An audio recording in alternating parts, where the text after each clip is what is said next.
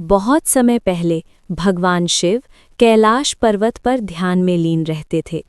वे बहुत सरल, शांत और वैरागी स्वभाव के थे। उन्हें दुनिया की चकाचौंध से कोई लगाव नहीं था। उसी समय हिमालय पर्वत के राजा हिमवान और रानी मैना देवी के घर एक सुंदर पुत्री ने जन्म लिया। उसका नाम रखा गया पार्वती। पार्वती का संकल्प। बचपन से ही पार्वती शिवजी को अपना पति मानती थीं। जब वे बड़ी हुई तो उन्होंने मन ही मन निश्चय कर लिया कि वे शिवजी से ही विवाह करेंगी। लेकिन शिवजी तो गहरे ध्यान में रहते थे। उन्हें संसार से कोई मतलब नहीं था। तब पार्वती ने कठोर तपस्या करने का फैसला किया। कठोर तपस्या। पार्वती जंगल में जाकर तप करने लगी। कई दिनों तक केवल फल खाए, फिर केवल पत्तों पर रहीं। अंत में केवल पानी पर जीवन बिताया।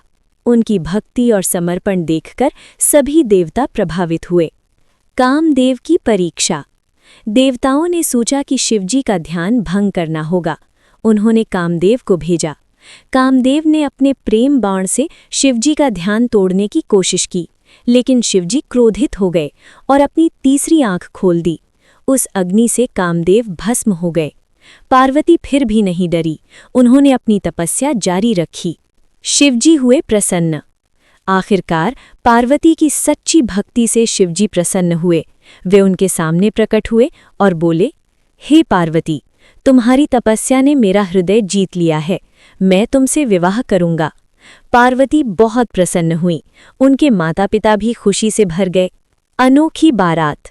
विवाह का दिन आया। शिवजी की बारात बहुत अलग थी। उनके साथ भूत प्रेत गण और योगी थे।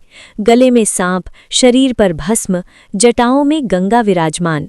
जब बारात पहुंची तो माता मैना थोड़ी घबरा गईं। उन्हें लगा ये कैसा वर है। तब शिवजी ने सुंदर रूप धारण किया। सबको समझ में आया कि वे ही सृष्टि के महान देव हैं। भव्य विवाह। देवताओं और ऋषियों की उपस्थिति में शिव और पार्वती का विवाह संपन्न हुआ। ये दिन फाल्गुन मास की कृष्ण चतुर्दशी को पड़ा, जिसे हम आज महाशिवरात्रि के रूप में मनाते हैं। इस कहानी से सीख। सच्ची लगन और मेहनत से हर सपना पूरा होता है। धैर्य और भक्ति का फल जरूर मिलता है। सच्चा प्रेम कभी नहीं हारता।